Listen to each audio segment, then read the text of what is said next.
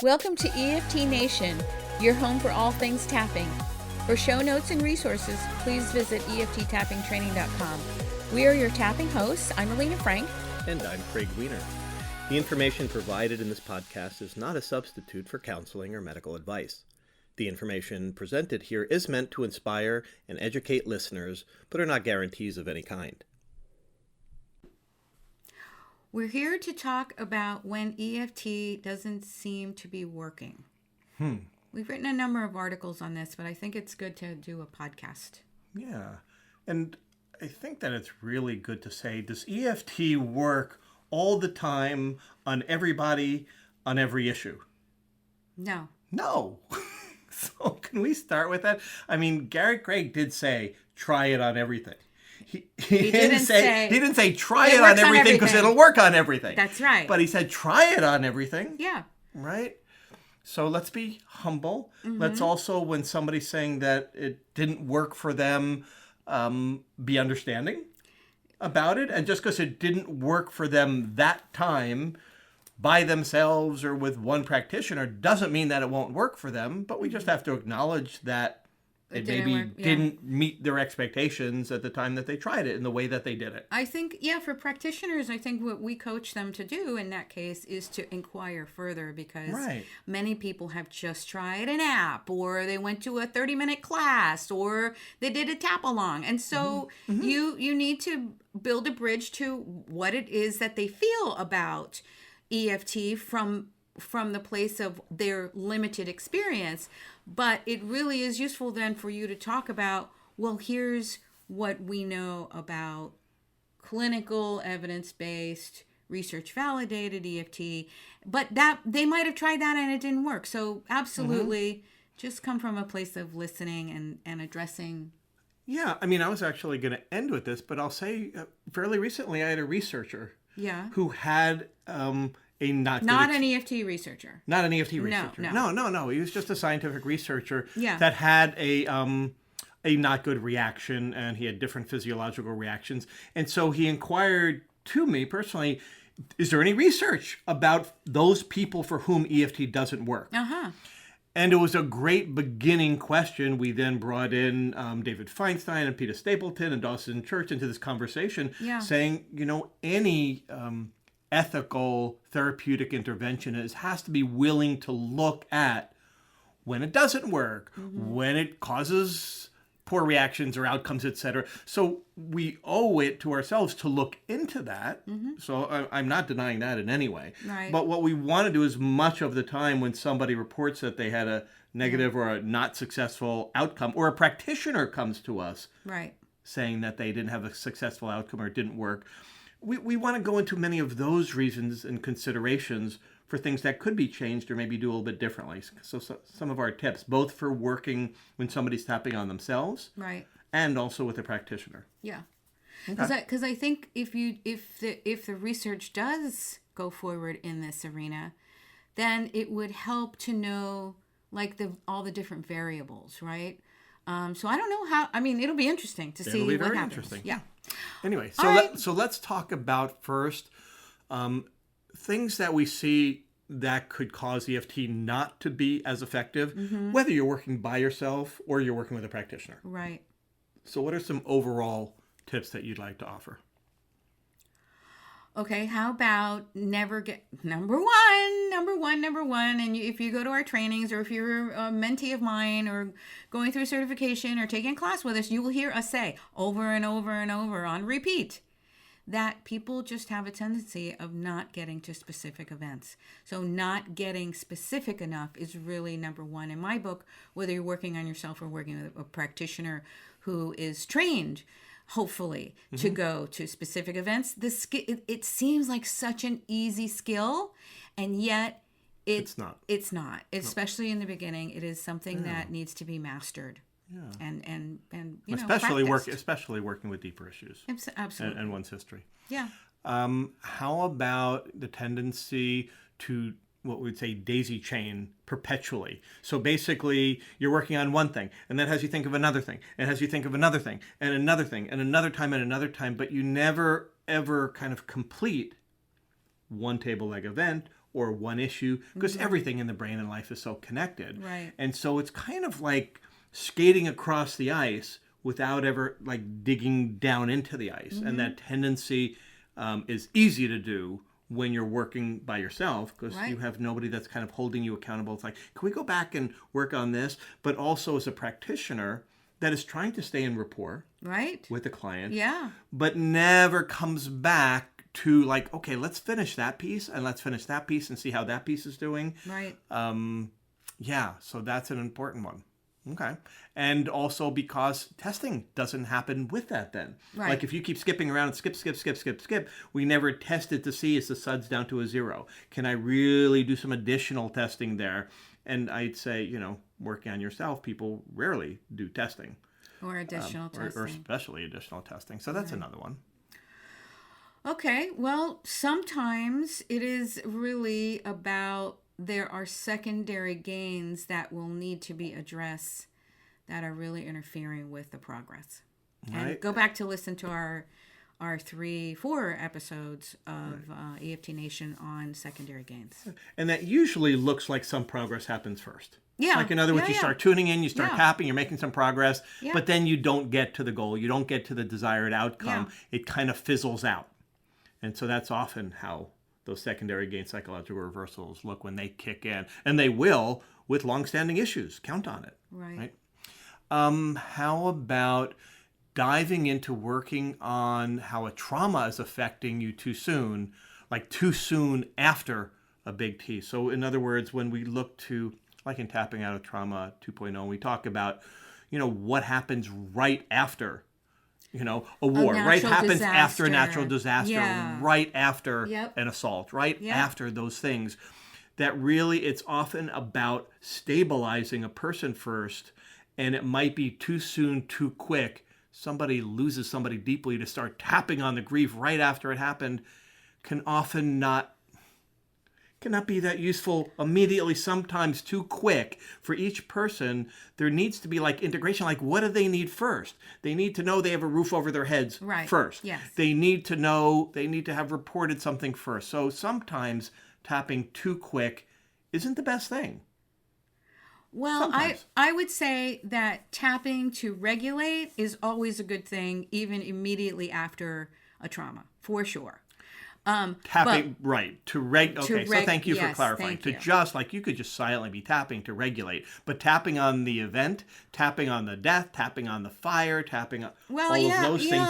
Right. And all the emotions associated with that can happen too quick and can cause it destabilizing. Yeah. So I think the instability is, like you said, about like what things do I need? What's the immediacy of my living situation?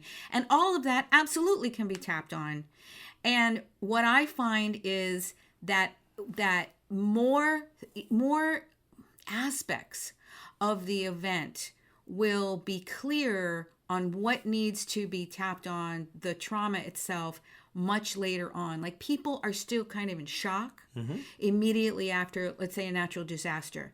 And so everyone comes in wanting to help everyone that just went through the hurricane. And the need is really for 6 months after. Like that's when we're getting to, wow, I was so focused on getting my living situation cleared up and my job back and all those things that there just wasn't space or time to go into the trauma.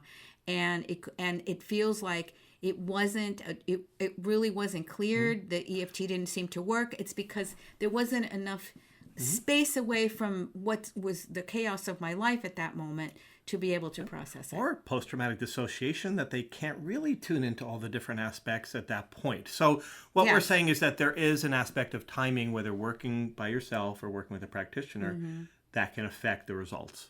Yeah. Okay. And again, we don't recommend that you work with big T traumas on your own. On your own, yeah. How about a person's over-reliance on EFT when what they're also needing is some medical advice or treatment? Right. They're working on a physical condition, and really there's the need, and this can be psychological as well, of course. Sure. So in other words, people, like, there are always questions about whether you can tap with somebody if they're on antidepressants or whether you can tap on some. So in other words, very often having the right complementary interventions, including Western medical and non-Western medical, right. In addition to EFT. That sure. EFT is supportive and complementary too. Sure, like having the right professional give you nutritional advice for your condition, and EFT can help with you being able to comply, like with those kinds of lifestyle changes that are often needed with some of these things. Yep. What about, and I've seen this, having what's reasonable, but I would say unreasonably high expectations for results and therefore a lack of persistence. So I tapped twice on that and it didn't go away. EFT doesn't work for me. Right. And this can be the same whether you're working on yourself or with a practitioner, but there are things that have been placed for a long time and sometimes require continued regular tapping, just like anything else, just like weight loss requires persistence. It's not something that happens in a day. EFT not necessarily either. So so persistence is important, and having reasonable expectations too for progress. Right. And if you're a practitioner, knowing what that means by setting up smarter goals, right? We stepwise goals. Yeah. So what about special? So those apply whether you're by yourself or with a practitioner. Right. What specific tips or considerations do you want to give? Maybe if somebody's just working on their own. How about those personal blind spots, the things that you don't know. So when we are working on our own issues, we have some sort of self-defense mechanisms that might prevent us from going to what this is really about. And so we prevent ourselves from seeing what the core is, what it's related to, can't get to, I often hear people say, well, I can never get to anything, younger than 10 years old. And then they start working with me and we do. So I think that there's that. There is, it doesn't seem to be working because I still have the issue and I thought that it was only limited to one particular thing. Let's say I'm having procrastination issues around developing my business in some way, and I'm not really making that connection on my own to stuff that happened with my mother because that's too close, too painful, too much. I can't do it, and so I avoid that, or subconsciously I don't go there. Okay. How about the challenge that kind of go along with that what you can't see, and therefore you can't ask yourself the open-ended questions that create the deeper connections that make it easier to understand why I might be acting this way now because it's connected to the way that when I was much younger. So it's hard, like, Craig, I wonder what that might be connected to. In other words, it's hard for me to ask myself those questions or know what questions to ask because I'm not hearing my own response in the same. So there are challenges of doing it on myself that are different when working with a practitioner. Right. Right? I mean, that's not why it's not working, but it's why it might not be working as effectively or as quickly. Right. I know when we're doing our level 3, we're going to do a whole module on parts work.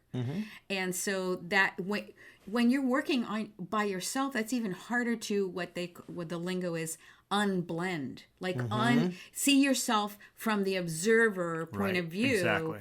And not be enmeshed in what's happening, what's triggering you. Right. What about, and this I've seen many times, is, I'm not saying that it's not possible for somebody to do their own personal work on deeper issues. However, it's not necessarily advised. And if you work on issues that are too close, too big, too traumatizing, too, however you want to say that, that you can start to dysregulate and you can actually get re-traumatized because you don't have that supportive other that you can co-regulate with that can bring you back, and then you can kind of end up in this swamp of emotionality and swamp of, not good feelings afterwards. And I've had people then have, Craig, have you ever heard of somebody that after they tap, they started to feel numbness in the, fill in the blank of whatever their experience was. Because they didn't have that other person to co-regulate with. Yeah. And I like that you brought this up, but I would say that just as often of someone feeling completely out of sorts and in a swamp of high emotionality and flooding, for me, what happens is I dissociate. Right? I completely dissociate when I'm getting when the things are too big, and perhaps I'm going to I want to work on something that is a trauma. So first of all, when you're working on yourself, it's really hard to differentiate what is a big trauma and what isn't, because again, dissociation is part of it, the dissociation capsule. So for me, what happens is I check out. When I'm tapping on myself, I might be saying, gee, I think we were meeting Ben and Julie tonight for dinner, and I wonder if I need to confirm reservation. Like that is just purely me getting too close and wanting to dissociate and avoid. And so with a practitioner, so it might seem like EFT isn't working, and what's really paying attention is I'm not paying attention to what's going on in my head. And if I had a third party, if I had a second party, a person who is skilled in asking me the right questions, then I would be able to get to those places. And if they're trauma trained and skillful practitioner, then it's easy, it's smooth, it happens at the right timing. I feel regulated throughout, and when I don't, they bring me back. Okay, so let's talk about when EFT doesn't seem to be working when working with a practitioner. Yep. Okay, so let's go right there. Yep. So what's something that could get in the way from the progress or success? Well, let's just be honest, the skillfulness of a practitioner. Yeah, right. Right? I mean, your skills and your experience that come with time and practice make you a better and more effective practitioner with better results over time. So that's just our ongoing course of practice and study and experience. I mean, that is what it is. But that's true with any field, right? That's not EFT alone. What else? How about the bias of a practitioner? What do you mean? Well, I think that we come from. We can't create this wonderful healing space when we're working with a client. We are removed from our normal day-to-day selves in that space. However, we're still human, and we still contain all of the history and the biases and all of the conditioning that happened to us. And so let's just say that I'm confronted with a person that subconsciously reminds me of my mother, and I have issues with my mother, then I will not be the best practitioner for that client if I am not aware that this is going on. Yeah, because it can be subconsciously felt by the client, and this can be with differences in religion and gender and race and just so many different issues that can be brought in that we're unaware that we're bringing into a session of particular. One person uses a type of languaging, or one is, much more racy in the language, and we don't mirror them and match them, and that makes them feel uncomfortable, or the way, so there are things that we're not aware of. Right. Right? And so that can get in the way. How about, from a more technical standpoint, wrong approach at the wrong time? So what I mean by that is, and that goes down to also, I put that under skillfulness of the practitioner. What happens, like, for example, if you start working in a first session too quickly with a big T trauma, and you just start off with basic EFT, right? Yeah. So let alone it was too quick, you hadn't developed sufficient safety and rapport. Right. Number two, you went to a traumatic event, you went right into it, you didn't do any distancing, any gentle, and all of a sudden they end up flooding. Right. And I often hear from earlier practitioners that my client flooded, and I want to say, it's not all on us, but a lot of it is. I mean, you can be an incredibly skillful practitioner, and somebody starts emotionally flooding as they tune into something, but it tends to happen a lot more. It's what you do with it. It's what you do with it. Or did you bring it on too quickly? Yeah. That then makes them not want to come back because it was too much for them. Right. Right. All right, so when EFT doesn't appear to be working, it could be because of a lack of felt sense, safety, or rapport with the practitioner. Not the practitioner isn't reading, paying attention to, and calibrating the client's responses. They're working too deeply, too quickly, and so this, I think, we're just saying the same thing in a different way. Yeah. When the practitioner has an agenda and is too directive and loses the part of EFT that's so wonderful, which is it's client-centered work. And if a client tells you, you know what, I started with this as my goal, but now I want to work on that. If you decide to disagree or decide you're going to find some like conniving or manipulative way to get them back on what you thought was closer to the core or whatever your story is, you're going to lose the client. There's going to be a part of them that's not going to feel safe with you and will prevent EFT from working as well as it can.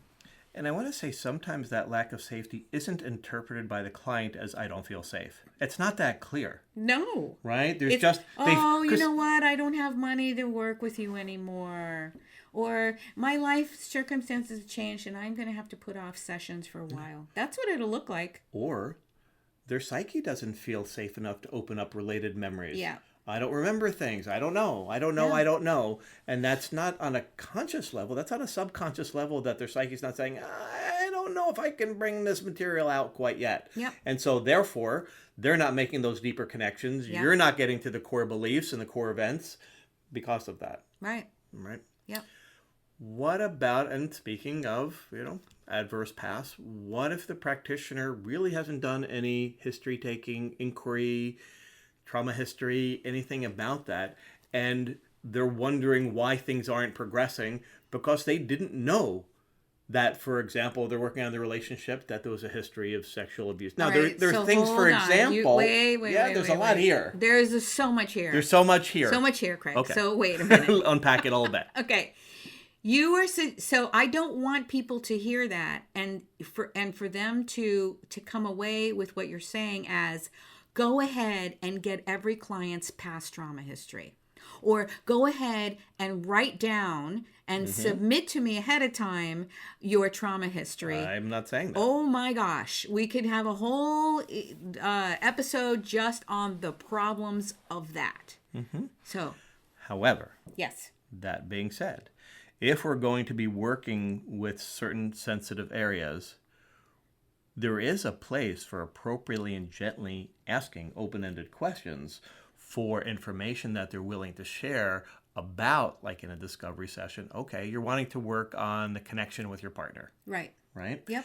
So can you tell me, has this been a challenge for a long time? Yes, I've had real problems with my partner whatever particular for a long problem. time. Is this particular relationship issue something you've always had in relationship with other relationships as well? Yes, I have. Every man I've ever dated or married had the same issue. Okay. I'm curious how far back this goes, these feelings and the things that you were describing and the specifics that we're talking about. Oh, yeah, I know. I'm a pretty self-aware person. This goes right back to my father.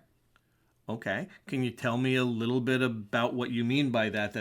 Anyway, so in other words, one question leads to another. Yes, but we didn't go far enough in that little you want me to keep going? No, we don't have to. But the point is, you don't want them being sucked into trauma pool and saying, well, I remember when my father did blah, blah, blah, blah, blah. And then he did blah, blah, blah, blah, blah. And then and listen to what he did to my mother, da, da, da. So we're talking about a discovery session here.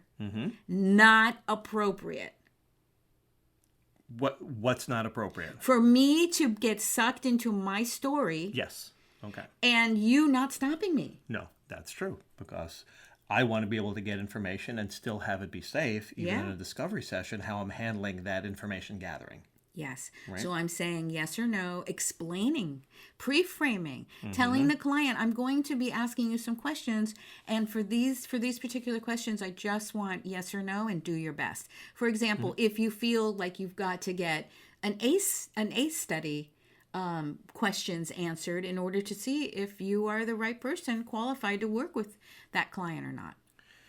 I think what I was trying to say overall by this is if, let's say, you're working on a connection between two people in their relationship, marriage, whatever, and it's not progressing.